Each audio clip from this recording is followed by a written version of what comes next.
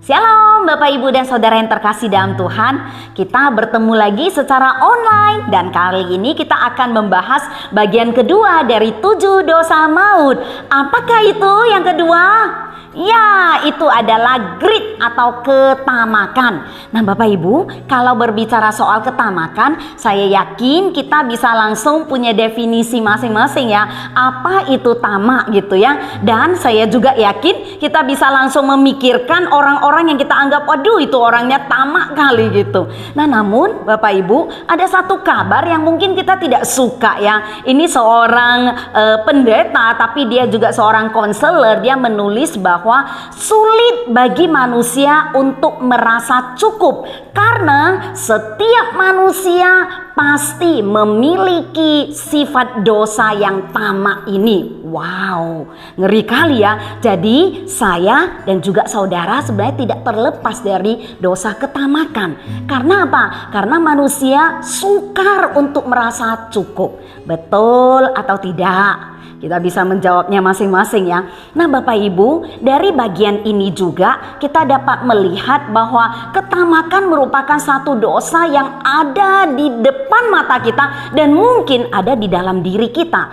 Hari ini kita akan sama-sama belajar bagaimana melihat diri dengan lebih tepat dan bagaimana kita menghindari dosa tamak itu dan kita semakin menjadi anak-anak yang memiliki kepribadian yang Tuhan inginkan. Nah Bapak Ibu, ketamakan ini punya satu definisi ya. Definisi ketamakan yang saya suka dari sebuah artikel yang saya baca, dia menulis begini. Ketamakan adalah kebutuhan kita bercampur aduk dengan keinginan kita ya. Saya ulangi, ketamakan adalah kebutuhan kita tercampur aduk dengan keinginan kita. Maksudnya begini, kita punya kebutuhan untuk makan ya. Jadi makan itu adalah kebutuhan, tapi kalau mau makan yang enak, makan di restoran yang mahal, itu adalah keinginan ya.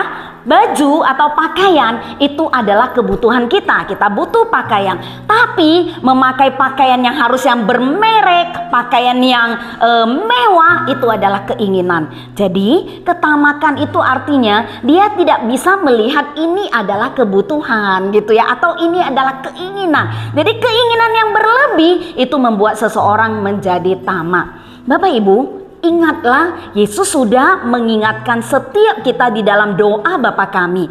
Ingat gak? Di dalam doa Bapa kami jelas sekali ada pelajaran penting. Tuhan Yesus tahu manusia itu susah lepas dari ketamakan. Makanya Yesus ajarkan kita berdoa apa? Berikanlah kami pada hari ini makanan kami yang secukupnya.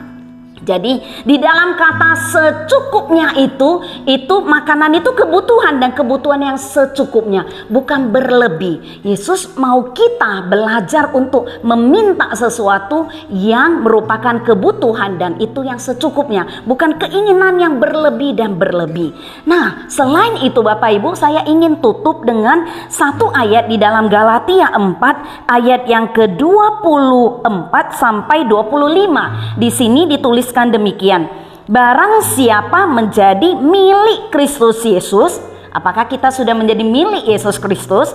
Barang siapa menjadi milik Kristus Yesus, ia telah menyalibkan daging dengan segala hawa nafsu dan keinginannya. Jadi keinginannya sudah disalibkan ketika dia menjadi milik Kristus. Kebutuhan tetap akan Tuhan cukupi, tapi keinginannya disalibkan di dalam di dalam diri Tuhan Yesus Kristus. Kemudian di ayat 25, jikalau kita hidup oleh roh, baiklah hidup kita juga dipimpin oleh roh. Jadi kunci untuk merasa puas, untuk memiliki iman Tuhan akan mencukupi kebutuhanku dan aku puas dengan itu, kuncinya adalah hiduplah di dalam roh. Roh Tuhan, Roh Kudus Tuhanlah yang akan selalu memimpin kita, sehingga ketika kita memiliki satu kehidupan yang Tuhan berikan, kita merasa aduh puaslah aku cukup dengan apa yang Tuhan kasih. Tidak usah melihat tetangga kiri dan kanan, tapi cukup dengan apa yang Tuhan kasih, sehingga kita bisa menikmati hidup ini. Orang yang tamak akan masuk ke dalam berbagai macam duka dan juga dosa-dosa yang lain, tapi orang yang puas akan menikmati hidup yang Tuhan berikan. Oke, jadi God bless you.